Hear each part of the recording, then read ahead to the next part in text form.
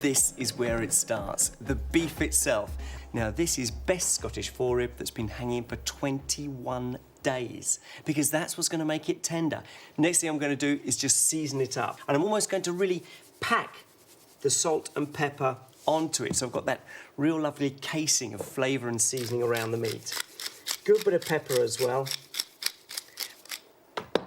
Now we're going to seal it, because this is one of the most important things. Whenever you're roasting beef, you've got to seal all that flavour in around the outside. Otherwise, it tends to stew and all those lovely juices will begin to lose, and I don't want that. I want to retain them. So that's why I'm going to seal it on every single side before it goes into the oven. Now, I've used just cooking oil, because, of course, it's going to create quite a lot of its own beef dripping in the pan. Now, let's have a look at that. Now, that's lovely. Look. We're getting a nice sealing there, but it's going to be cooking on that side too, so don't make it over deep in colour, because as it roasts, it will colour. Now, whenever you're cooking beef, there's a few important points to remember, and one of them, of course, is the actual cooking time. If you want to eat this just lovely and pink, then you want to think about 15 to 20 minutes maximum per pound. And also, I'm going to cook this on about 200 degrees, about a gas mark 6, so not roasting it too quickly and firing up and tightening it up, but instead just letting it calmly, nicely roast, but with enough power there to hold all of those flavours in. It's going to take you a good few minutes here, but it's worth the time. You've sealed in all of that flavour. Now quickly top and bottom. And then she's going to go in the oven. Cooking fat side down first, so any excess fat, if it's really thick, can cook out. Make sure your oven's preheated. Another point there, don't just put it in and turn it on, make sure it's preheated. That's it. In the oven, halfway through, we'll turn her over. Now, you've got to look at this, because... You got help with them. No, there we have what I consider to be a Yorkshire pudding. Now, this is a southern Yorkshire pudding.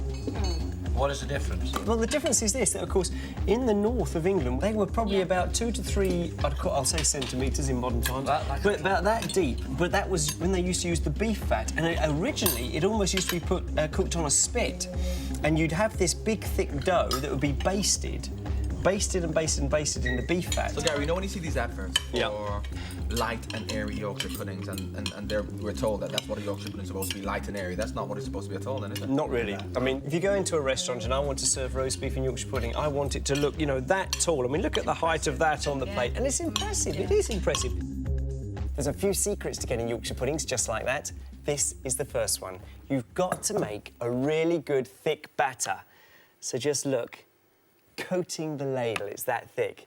Second one is to make that 24 hours in advance, and they rise every time, like that, they really do. What you're going to need is 225 grams of plain flour, and of course all the other basic ingredients to go into a Yorkshire. But there's one little magical extra that really does make it work. I'm going to add here 3 whole eggs, and then that magical extra is 1 egg white. Next, you're going to need some milk, between half a bottle and 3/4 of a bottle of milk, and just whisk it in. Now, it's best, really, just to add the half bottle first, because that's going to give you that really good, thick batter. And then in the morning, if you find that it's almost set, just add the remaining 1/4 of the bottle, and you've got your batter finished and made. It takes just seconds to make, and you make this the day before, pop it in your fridge, and it's done.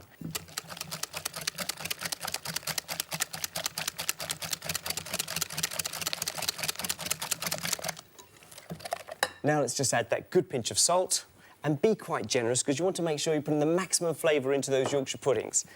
Whisk it in, batter is made. Now, the best time to cook these is half an hour before the beef is ready. Then they'll just sit there and rise.